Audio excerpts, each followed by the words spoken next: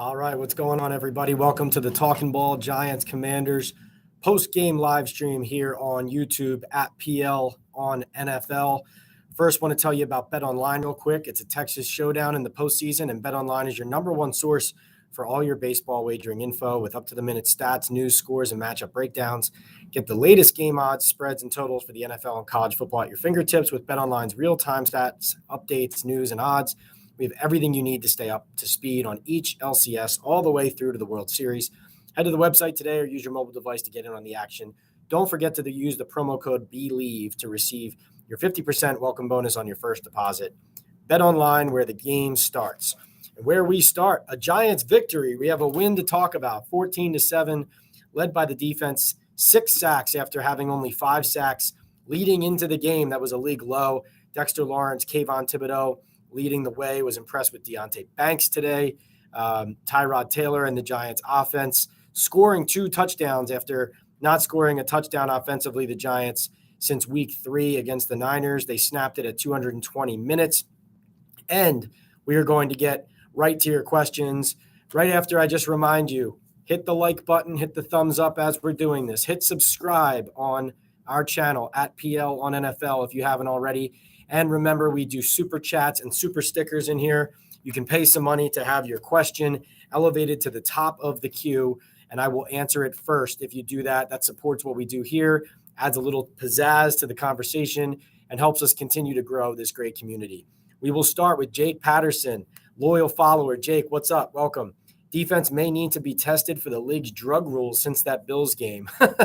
Hey, man, they are playing hard and they are playing well. You know, I want to start with a guy like an unsung guy like Nick McLeod, a guy who couldn't even get on the field early season on defense. Adoree Jackson misses this game. And what do you know? You have Trey Hawkins in there, the rookie. You have Nick McLeod stepping up, making plays when he does get a chance. You were getting a lot of good plays, key tackles from Deonte Banks on third down. Dexter Lawrence and the defensive line, of course, wrecked this game. Leonard Williams had a really good game, including the blocked field goal, which was a big play in the second half. So Okereke obviously was the leader of that defense and has been the leader of the defense. But today I thought we saw some other guys step up, which was very encouraging as well. Michael says, what's up? What's up, Michael? How you feeling after the big win, man? Or I guess after the win, because, of course, there were a lot of nervous moments in this second half, which the Giants told us about in the locker room as well. Doug, Analytics, what's up, Doug? Welcome back. Says, would love to hear if you have anything to add or expand on the story you broke this morning about Daboll's involvement. I'm glad you asked that, Doug, because I have fresh material from the postgame about just this topic. So I asked Darren Waller and Saquon Barkley specifically about this. And let me just go into it first. If you didn't see already, my report this morning ahead of the game was that sources told me that Brian Daboll took control of the offensive meetings this week. He ran the offensive meetings. It was the first time he's done that this season. Basically, he did what he would have done as Buffalo's offensive coordinator. You know, not only talking the game plan, the game strategy, but drilling down into the details with the position groups. And so you could look at it like essentially taking over what Mike Kafka normally does and getting into the nitty-gritty, because Daboll knew how desperate the Giants were here for a win, but also to score points and get something out of their offense. I mean, even getting the win, they still had to hold a team to 7 points or to 13 points technically to do it. So nothing's fixed necessarily, but of course we did see them get in the end zone, which was positive. But let's just go right to what the players had to say. I asked Darren Waller and Saquon Barkley about Daboll's involvement. I asked Waller if he thought his increased involvement had a different effect on how the offense performed in the game. Waller said, I don't think so. He was putting a lot of emphasis on small details of things. It was just more time with him running the show. I feel like it was more so the players' response to it, the week of practice that we had, the offensive line continuing on their journey, which he thinks is going to get better and better. Waller said it was just a precise week of practice. Daboll put in the effort this week as far as how he wanted to direct meetings. It was very intentional. Guys took a lot from it, and I feel like it showed, especially early on. I asked Barkley the same question. Saquon said, I think Daboll did a really good job in the offensive meetings, but at the end of the day, Kafka was the one making the calls, and I think Kafka did a really good job too. We were able to get a win. So Saquon saying, hey, Daboll did a good job during the week, but it was a team effort. And Mike Kafka, the offensive coordinator, did a good job as well. So those were the responses. If you have more questions, you want me to get into more details of that, let me know. Happy to. But essentially what it amounted to was the head coach taking more control of the operation because he wasn't getting enough out of it. Interestingly enough, this is typically what happens when coaches, right, when the pressure is on, when you're feeling the heat, when what you're delegating is not getting done the way you want it to. Sometimes it goes well, sometimes it does not. We saw Joe Judge kind of stop delegating and taking everything on his plate. Jason Garrett gets fired. Freddie Kitchens not getting the job done. Joe Judge starts essentially putting everything on his plate and trying to run everything, and that just doesn't work that way.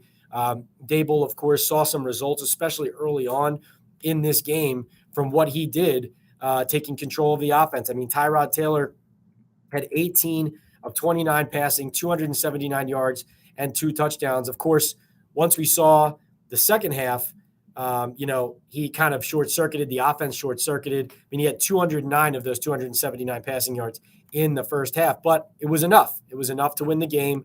It was enough to get the Giants on to their game against the Jets next week in Week 8, being at 2-5 rather than 1-6. More importantly, for the players, they're 1-1 in their division, and they have a lot of football left in the NFC East. That's what they're telling themselves right now. Let's see. Jake says, highlight Hyatt season continues. He's averaging like 20 yards a catch. Yeah, and listen, I think Tyrod has shown you too, and we saw it with Daniel Jones in the Arizona game as well. But I think Tyrod Taylor has shown you that with Hyatt, you just have to give him a chance to make the play. If you get enough protection and you max protect and you get the ball down the field and give 13 a chance to make the play. Hey, Mark, what's going on? Good to see Mark Thompson here. Giants Chronicles back in. Pat, is there a way to get this season turned around? I think this Jets game, just like this game, the Jets game is a huge one. Trade deadline's 2 days after that.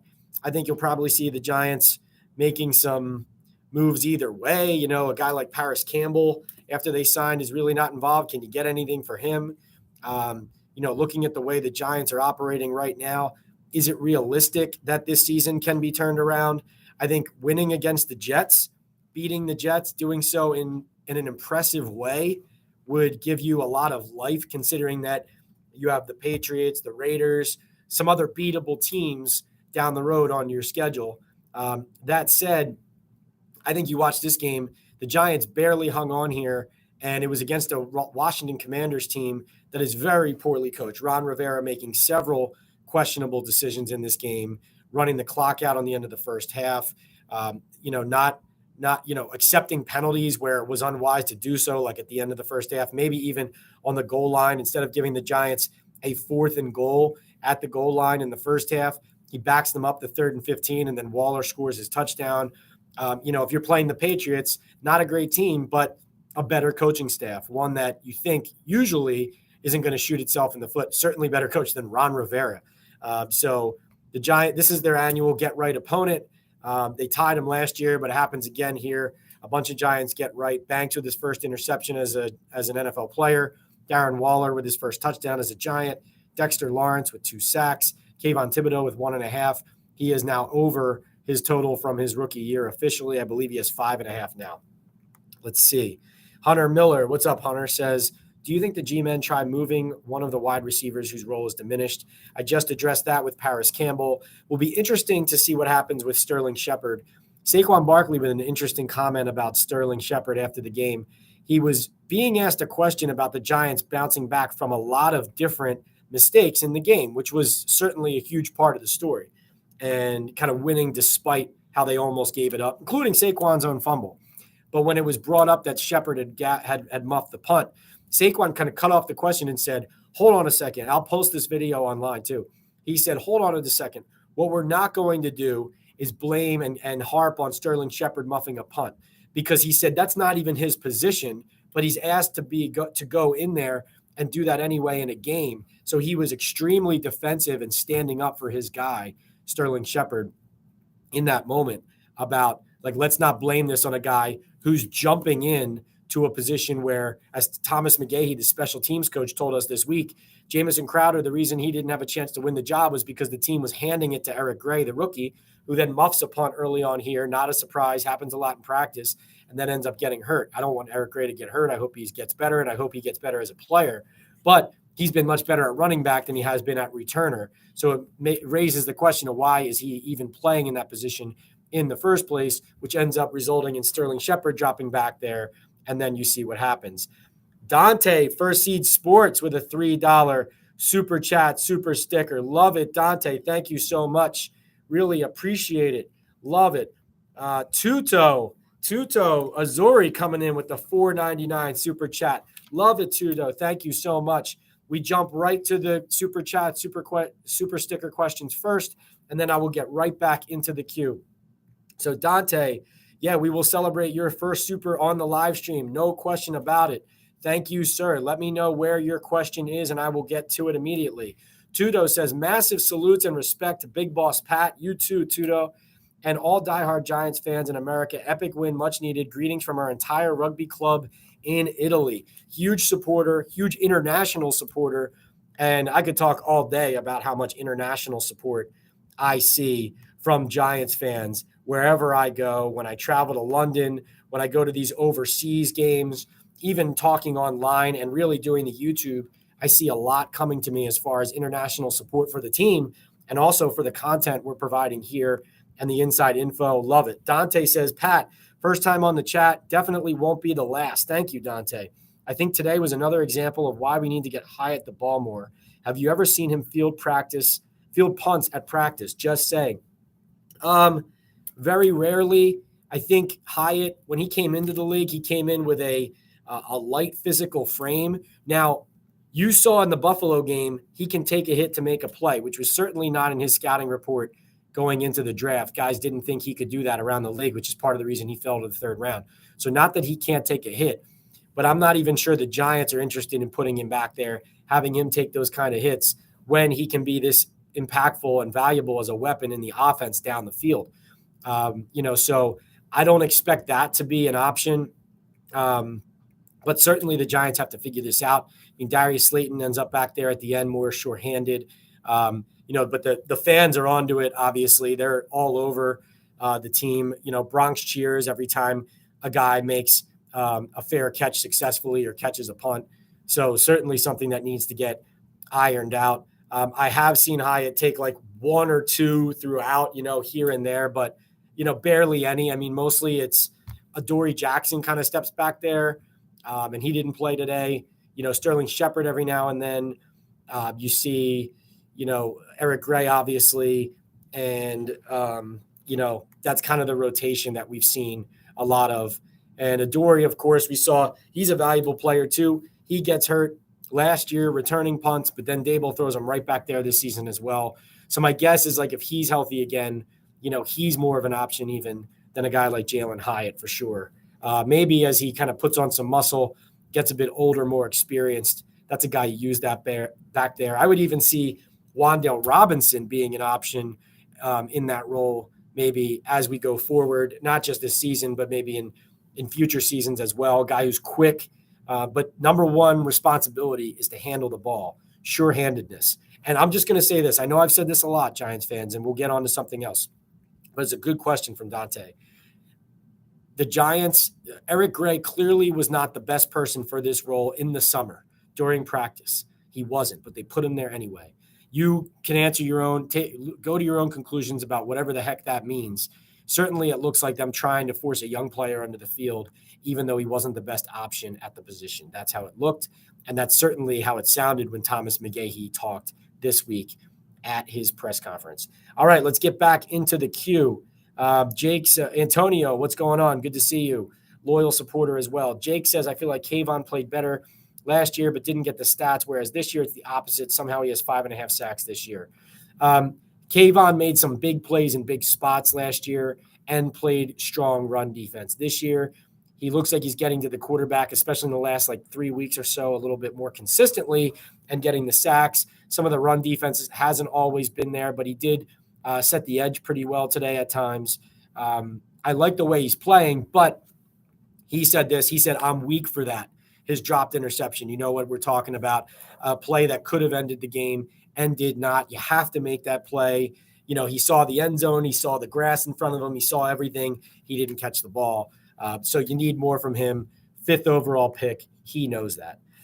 Antonio says, ugly win, but we got the job done. That's all that matters. Do you expect any of the players that missed the game today will be back next week? We asked Daboll about Daniel Jones. He said he doesn't know. I asked Daboll if Tyrod Taylor has made an argument to be the quarterback even when Jones is healthy. He did not answer the question. He just said he's a true pro. I'm glad we have him. Who knows what that means? He was very complimentary of how Tyrod played in the game. I think when you watch, the eye test shows you that certainly it looks like if Tyrod were under center next week, you wouldn't completely mind it. But, of course, they gave Daniel Jones a long extension that they're tied into at least 2 years. He's the young franchise quarterback. Daboll has been on the record saying he will be the quarterback when he is healthy. We will see. As far as Andrew Thomas, I think there's a good chance he plays against the Jets. We'll see how he holds up in practice, though. Looks like they're targeting that, but who knows? John Michael Schmitz, have no idea. He wouldn't talk about his shoulder at all to me this week. He was all smiles walking in with his Justin Pugh straight off the couch t-shirt coming in today, inactive. I don't know if that means anything. Adoree Jackson, don't know. He's been banged up a couple straight weeks. Not sure about that.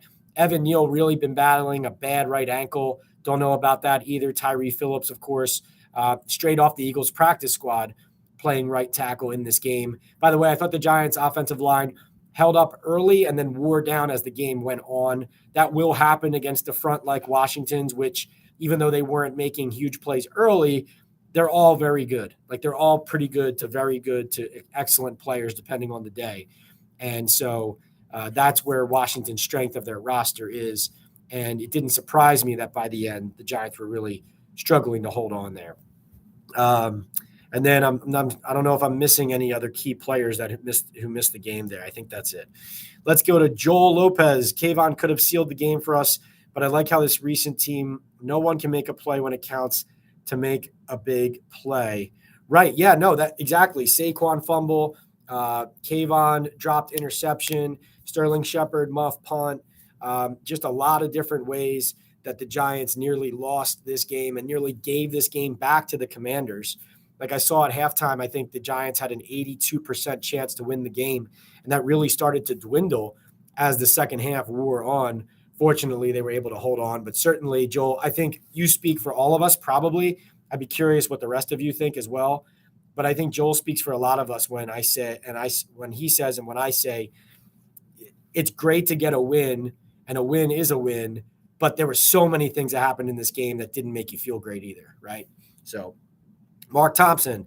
Mark, Giants should have won this game at least 24-0, if not 31-0.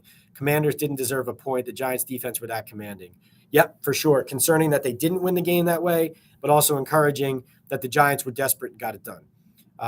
Joel says we need a real punt returner on this team ASAP. Agreed. Nate. Nadir. Yes, what's going on, Nate? How you doing? Good to see you. Yeah, we spoke at the Wawa on Lodi on Wednesday. Yes, we did. Diehard fan. Do you think the team is better off with Tyrod at quarterback than DJ? Nadir, I would say this.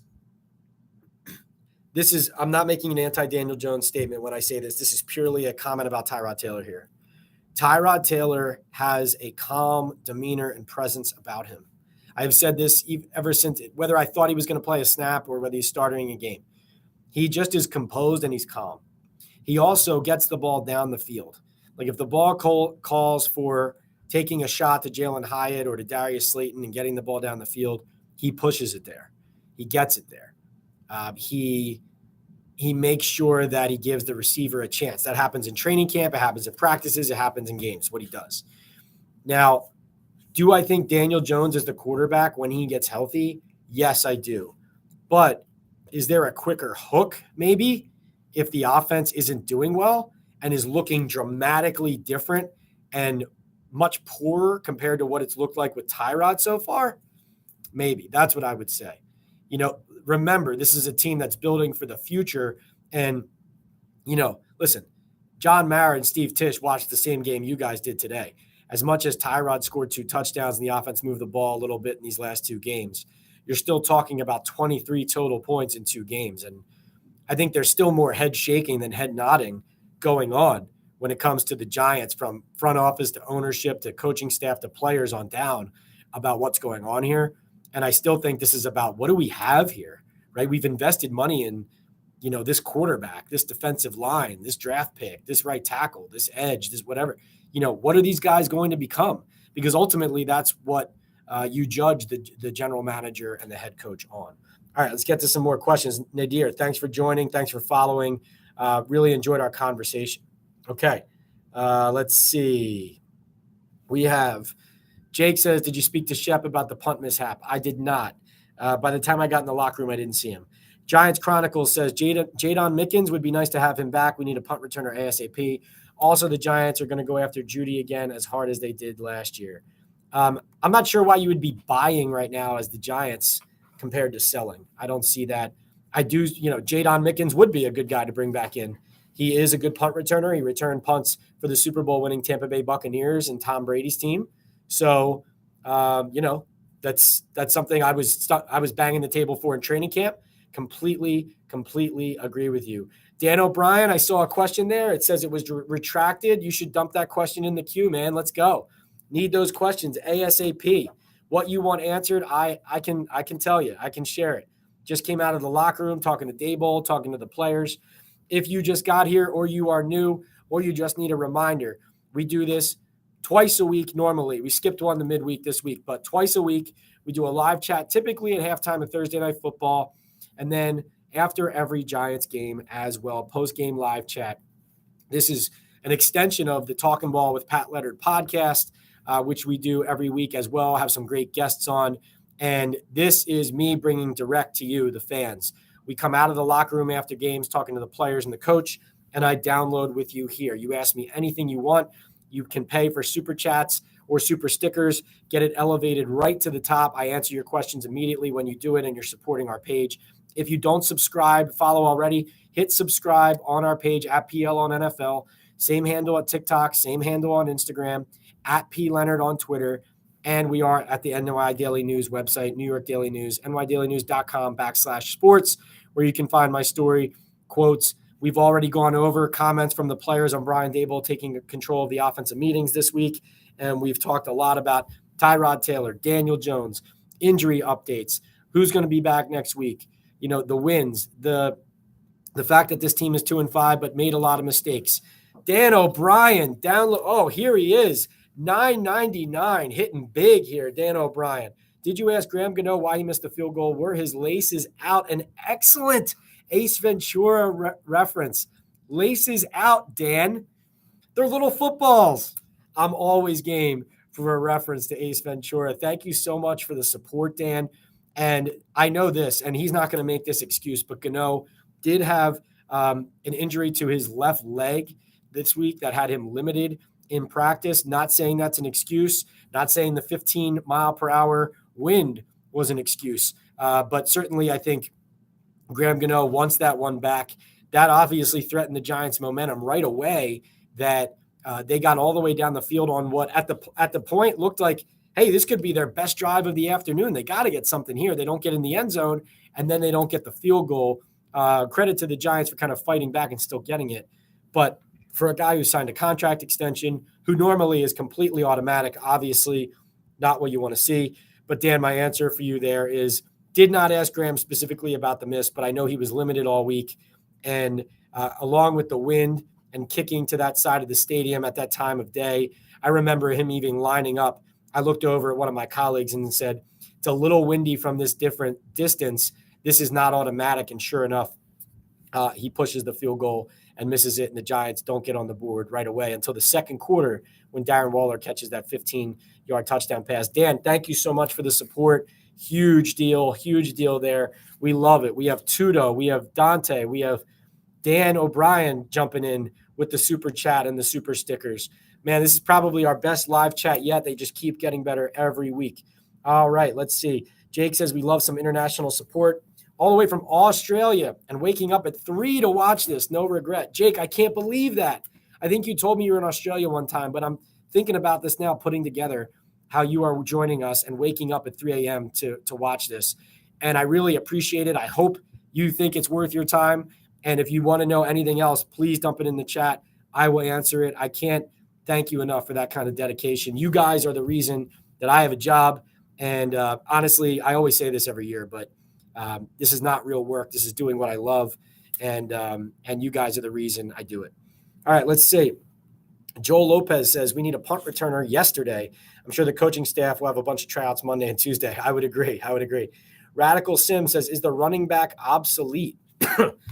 I'm not sure if you're being sarcastic there or not, Radical Sim. The Giants, I will say this, they had 2 guys go down today. Gary Brightwell, running back, out with the game with a hamstring. Eric Gray got hurt as well on that punt return, I believe. So they only had Barkley and Breda healthy, and then Barkley, of course, hyperextended his elbow. So you could be looking at the Giants needing to add another running back this week as well. Tuto says, Mark Thompson, much love and respect, no doubt. Giants Chronicles says, would like to start seeing Wandale get some more respect. He makes plays when he gets an opportunity. Same with Hyatt. I thought Wandale's play today when he juked that linebacker and cut inside for that 23-yard gain or so, I'll be totally honest. I said this at the time. I put it on Twitter. That was the most exciting play I've seen him make as a Giant, I feel. I feel like a lot of the times Wandale's catching things underneath, not able to get to that second level, whether it's on his route or with the ball in his hands.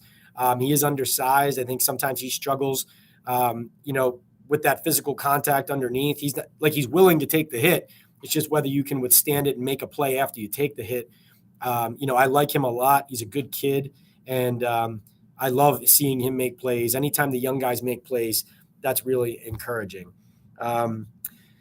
Let's see what happened to Adoree for this game. Thought he was good with his neck. Yeah, Joel, really curious with Adoree. Just to recap really quickly. He left the game in Miami. At first, nothing was disclosed. Then during that week, the defensive coordinator and the secondary coach both said the reason he wasn't playing was you had to ask the trainers and Daboll. Then that Friday, Adoree Jackson suddenly shows up with rib injury on the injury report out of nowhere. So should he have been on it all week? Who knows? Then he hurts his neck, some friendly fire with Xavier McKinney in Buffalo. Comes back into the game. Who knows what that's about? And why would you put a player back into the game after something that looked that scary? And then he misses this game. So what's going on? Well, I think we've seen now Andrew Thomas, Adoree Jackson. These are guys who come back into the games with injuries and end up missing time. I know players want to fight through it, but sometimes they need to be told what's what. And I don't know about his status for next week. I do know, it's kind of been teetering on the fence the last couple of weeks, and now he finally ends up missing a game here. Really like Adoree as well. Hope he's okay. Joel says, Pat, they need to teach Banks to stop holding after 5 yards. The kid keeps getting called for holding. Okay, fair, but I really think an underappreciated part of this game was Deonte Banks' tackling and toughness late in the game.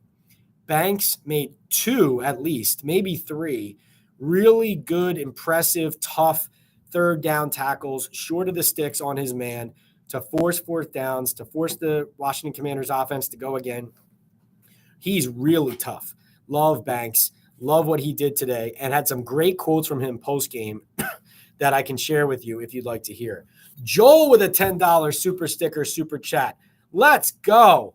Let's frickin' go, as Tom Brady would say a little bit more directly. Love it. Really appreciate you guys. Man, we are crushing it here on the Talkin' Ball post-game pod. Pat, so he says, they need to teach Banks to stop holding after 3 yards. I love his aggressiveness, but he keeps getting called on it. He will hurt the Giants in one of these close games. For sure. But, no, you're absolutely right, Joel. And definitely there were points in this game, especially in the second half, where they started attacking him. They started throwing to Terry McLaurin. They started going down the field. I just love the kids kind of bounce back, fight back. This is what Wink Martindale said when they drafted him. This is what, Joe Shane and Brian Daboll said when they drafted him, that he just plays the next play. He's got a short memory. And, I really like his toughness. But you're absolutely right, Joel. This is a point that, like Darnay Holmes, for example, the reason Darnay Holmes does not play on defense is because even though he sometimes makes really good plays in the running game, even though he blitzes well, even though he's a true pro who competes his butt off, Darnay Holmes can't stop holding guys. Like, he always grabs, even when he's in good coverage, you just can't help it. And like, there was a famous quote, at least on the beat, that you guys may remember, like Jerome Henderson, I think this was late last year, was asked about what Darnay needed to do better on defense. And Jerome just said, "Stop holding." Like, he yelled, "Stop holding." It was a really funny moment, but also like, it was just him basically saying, I don't know how many, there's nothing else to say. Like, this is the coaching point. He does a lot of things well, but he can't hold. So to your point about Banks, yes, that is something that can bite the team, that can catch up with you if you don't get it fixed. But I will have a story publishing tomorrow on Banks, because I was really impressed with the kid in this game, how he fought to the end, and how Washington really kind of attacked him and he held up all the way through the end of a victory. I think that was really cool. And, he had the interception, but I was much more impressed with how he fought at the end. Let's see. Joel, thanks again, by the way, for the super chat, super sticker. You are the man. You guys are all great. Love how much support we are getting on this Talkin' Ball post-game pod. All right, let's see if I can get to these other questions here. Playboy Phil, do you think with the potential scare for Saquon's arm this game at the beginning, do you see us actually being able to trade him? Plus, if we lose him, we have absolutely no leadership in the locker room. Playboy Phil, my answer to that is this. I saw the reports of how the Giants aren't going to trade Saquon, whatever. If they're not going to trade Saquon, to me, there would, if they lose to the Jets and they're still not going to trade him if people are calling, to me, there would only be two reasons they wouldn't trade him. One would be they couldn't get enough for him, which I still think they could get something for him. Not as much, I think, as people think. Maybe, I remember fans saying second or third round pick. I mean, that would be a lot. But could you get a fifth, right? Could you get a fifth and or a fourth or whatever it is? Or maybe 2 late picks or something like that. But the other reason is this. You need fans to come to the games. And if you trade Saquon, you are throwing in the towel on the season to the fans. Like, you're saying to the fans, it ain't happening. And listen, but from a business standpoint, if you really don't feel confident you're going to have this guy in the building next year based on all the contract stuff, then it's a good business move, especially with how bad the season's gone. But obviously it says to ticket holders, hey, the number one reason for you to come to the stadium and watch our team is now no longer on our team. So that's the reason I think if they don't trade him, that they ultimately don't. That's what I think is the crux of it. So as far as leadership, I mean, guys like Bobby Okereke, there are leaders on this team, but certainly I think you hit the nail on the head of what kind of message that would send for sure. Poke Damon says, outside of Dexter and Leonard, who else was the best on the D line? I thought, I thought Kayvon was cleaning up some plays well, was playing with some good energy. But I thought Dexter was really kind of the key to it, disrupting on the inside, forcing Washington either to double him sometimes or just wrecking the play where Sam Howell just struggled having his eyes down the field. He struggled keeping his eyes down the field, and he held onto the ball. Even if it's an extra half second than a lot of other quarterbacks, he held onto the ball and just gave them an opportunity. A'Shawn Robinson, I heard his name a few times in this game. A'Shawn definitely, is a guy who hasn't played as much, who's been out of the lineup a little bit. I'm looking at the stats here as well. So Dexter had 4 quarterback hits, 6 tackles, 2 sacks, a tackle for a loss. Other quarterback hits, Micah McFadden with 2, Kayvon Thibodeau with 2, plus the 1.5 sacks. McFadden have a half a sack. Leonard Williams with a sack, 2 quarterback hits. Jihad Ward with a quarterback hit. So did Jason Pinnock, who also had a sack as well. I thought Wink Martindale, when he brought pressure, it was a little bit like watching Brock Purdy against the Giants. And Purdy, of course, the Niners end up winning and scoring 31 points. But the way that Purdy was throwing the ball up for grabs sometimes under pressure and really kind of panicking, that's what you saw from Sam Howell in this game. Some of it's on the O-line. I think a lot of it's on Eric Bieniemy refusing to run the ball in key spots. Ron Rivera not managing the game well and not running the ball in key spots, protecting his quarterback. They do not do their rookie quarterback any favors. That is for sure. Giants Chronicle says the team looked like they were playing with heart in the first half like they were last year. Do you think there's a way to salvage the season? Patriots, Commanders, and Raiders are all possible wins. Listen, they're not playing like a team that thinks the season is over. I do think, though, the writing is on the wall if they lose to the Jets, that it's just not going to happen, even with what the schedule looks like here. I think it's more likely that, like this win, I think showed you that they're not quitters, especially on the defensive side of the ball there with how they're playing. But this game showed you that the Giants team is not quitters and that they haven't thrown in the towel. But it also told you, I think, that even when they play hard and well for their standard this year, they still look like a team that might give it away to, let's just face it, a bad Commanders team, a poorly coached Commanders team. They have some talent, but man, they are not a good team. I mean, they are just not a good team, and they are very poorly coached. So 14-7 in this game, you get a win. Doesn't really matter how you win, for sure, in all fairness. Like the Giants look like the better team a lot of the time against Buffalo and lose last week. So, in all fairness, but like this game tells me the Patriots might be a harder game because Belichick's a way better coach with a similarly poor team. The Raiders, I have no idea how to handicap that game. You're on the road. The Raiders are bad. The coaches know each other really well. The Raiders are getting no quarterback play. Their defense has a couple talented guys, but full of a lot of no names too. I have no idea how to handicap that game. I will say this.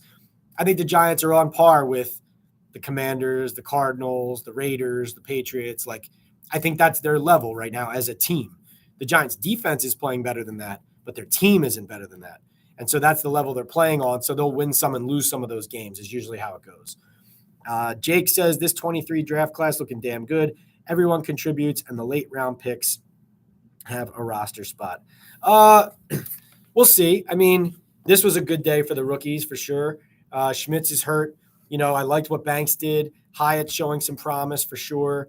Hawkins, still need to see more out of Hawkins. I mean, he's being asked to do a lot for a 6th-round pick. There's no question about it. I mean, Jordan Riley's been inactive a lot. Who am I leaving out here? Let's see.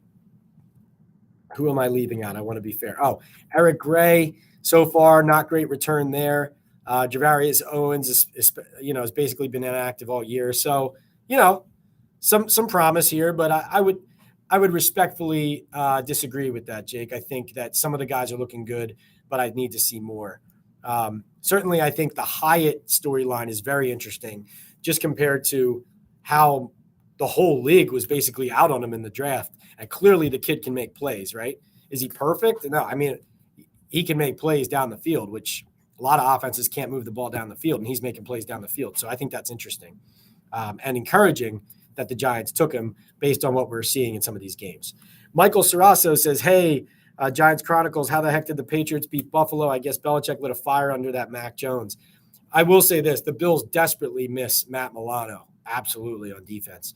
And I saw with the Kansas City Chiefs, like when Nick Bolton's not in the game, their defense is completely different. They're unrecognizable. So no excuse. And obviously, who knows where this came from the Patriots.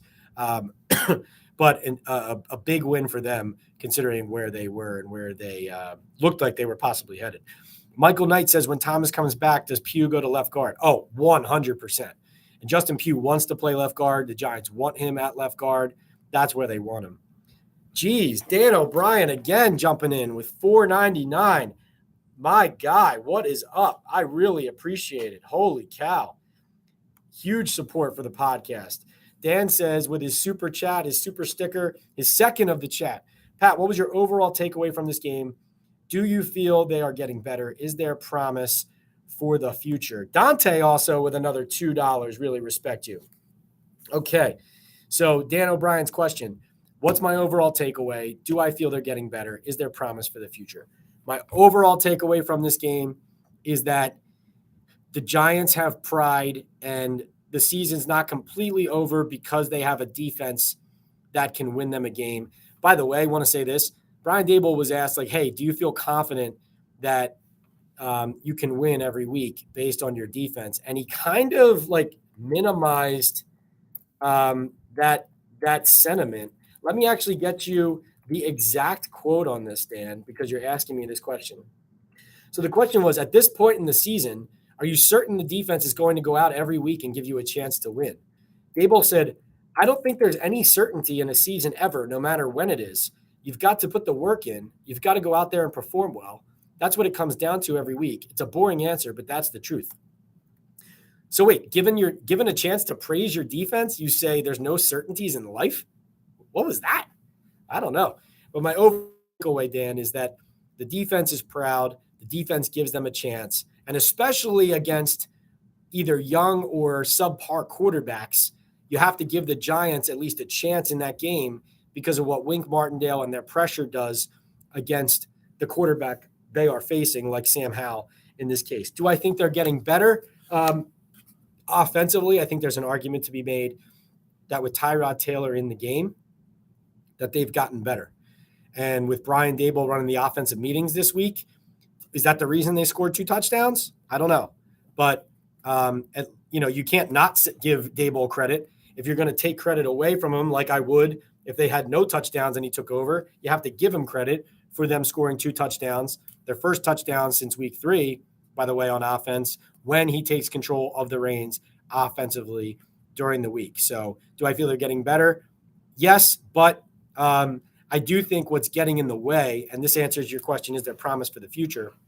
What's getting in the way for the Giants right now is that even in a game where they play well like this, there are just so many mistakes they're making, unforced errors. The fumble was forced, but muffed punt, dropped interception, maybe a penalty at a bad time here or there, dropped passes, missing easy throws on third down conversions, play calls that result in Chase Young running free and sacking Tyrod Taylor with nobody blocking him when you're actually doing an okay job blocking and other different protections. Just the Giants get in their own way. So is there promise for the future? Yes, in Deonte Banks' play and Jalen Hyatt's play and some contributions from some of those young guys. But as far as for this season to completely turn around and the Giants to turn into one of the better teams in the NFC East and the NFC and to make the early start of the season a blip on the radar, I don't think so. I think that'll be tough. Authentic, my guy. See you down there. What's up? We will get there. Good to see you, man. Huge supporter of the show. I really appreciate it. All right, let's get back into the queue. Giants Chronicles says, facts, Michael could have been us last week. Oh, yeah, Buffalo and New England, no doubt. Dante says, Thomas, Pugh, and Schmitz can be very formidable when healthy together. That's the hope. Dante also paid $2, forgot to get there. Wonder how much this game increased Big Cat's trade value.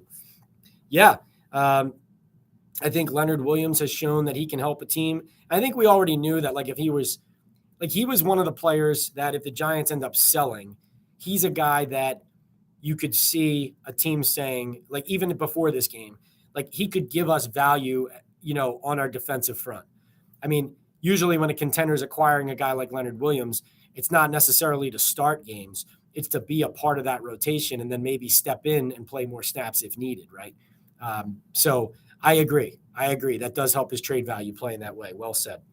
Mark says, what's become of Aaron Robinson? Aaron Robinson, has constantly been hurt and rehabbing, and I don't think you should count on him stepping in and getting healthy and being a factor. No offense to him. That's just how I see it. Michael Sarasso says, I heard Pugh on a taped pregame chat. He's actually heavier than before and seems to really enjoy the shifting position. No, Pugh's lighter. He's lighter, but he played that light in Arizona as well. So he got lighter when he went to Arizona, and he's playing light. So he's not as heavy as he used to be. So anchoring on the outside, yes, you can be quicker and move, but anchoring on the outside can be tough as well. I do think he's more fit. And because as an older guy who's coming off a knee, you need to be in that physical shape. But I've talked to him over the years about not only his left guard, his real position and his main position, but also he prefers to play there. I remember when he was a Giant, he said that playing tackle could really wear on your back and give you back issues and back pain and issues that playing guard don't necessarily, doesn't happen as often. So he said, the type of blocks you're making, how you're being stood up and all those things can impact how your body feels as well. I always thought that was interesting. But I'll go check out that interview you're talking about as well, Michael. Joel Lopez says you have to listen to Allen's post-game interview. You talking about, Josh Allen's post-game interview. Okay. Let's see. Playboy Phil says, do you see us having a top 5 pick this season? And would you use it for one of these quarterbacks or get Marvin Harrison Jr.? I think a lot of that's going to depend, Playboy Phil, on what comes of, how are Shane and Daboll getting support from ownership on the direction they want to go? And is that contract from Daniel going to prevent them from making an investment? Is Daniel's injury to his neck a factor in making that selection and investment? Like, to me, you're not only looking at maybe drafting a quarterback because of poor play, offensive play, whatever that is, but Daniel's now had 2 neck injuries in 3 years. Is this something that you really have to be concerned about as something that either becomes chronic or that you can't count on is not going to happen again? So I think that the jury's out there. But they did commit to Daniel Jones, right? They've committed to Daniel Jones, not forever, but in a meaningful way. So, I look at this and I say the jury's out and it's on them to do their due diligence on all of them. But certainly I think Daniel Jones is owed a chance to come back into the game and to step up and try to take control of the offense again. He had that eruption in Arizona in the second half. And I would never count Daniel Jones completely out because he is a competitor. With that, looks like we're out of questions now. I'm sure you guys have more, but I am going to jet because this has been an excellent, excellent, excellent live chat. I can't thank you more. Can't thank you enough. Authentic's got a question. We'll get to that since you jumped in late. And Authentic's a huge supporter. He's been supporting me, posting clips of this on Twitter as well, about the kind of work we're doing here in the community we are building. I really appreciate it, Authentic. Before I get to Authentic's question to wrap up the chat, I want to remind you, we do this twice a week, post-game, and usually at the halftime of Thursday Night Football, sometimes Wednesday nights. Sometimes we skip the midweek if it's a short week or things are getting crazy like I did this past week. But we love doing this. We're building a great community here. The super chat and super stickers, all-time high during this chat. Really appreciate you guys, your support. Dan O'Brien dropping 2. Dante dropping 2. You guys are awesome. Everybody who dropped in a super chat or super sticker, that's a way to support the chat. You get your comment elevated right to the top, and I answer it immediately. It's a good way to support what we're doing here. If you haven't, subscribe to the channel when we're done here. Please hit the thumbs up or the like buttons now as we chat. YouTube takes that and sees engagement when you do that as we're watching live and spreads the news that we have this and that it's ongoing and that people should jump in. It shares it with related channels. That's how we continue to grow this community and what we are doing here. And so I really appreciate all your support. Of course, we have the Talkin' Ball with Pat Leonard podcast, Apple, Spotify, here on YouTube, and my coverage with the New York Daily News. You can find us on Twitter, PLeonardNYDN, TikTok, Instagram, YouTube, @PLOnNFL. That's what we're doing. All right, let's round it out with Authentic, who says, salute to you, fam. We appreciate your work, appreciate you. And his question is, outside of injury, do you see any possibility Jones is not the starter in 2024? At the moment, right now, Authentic, I still don't see a way that the Giants are completely bailing on Daniel Jones, even though I think the fan base really has already.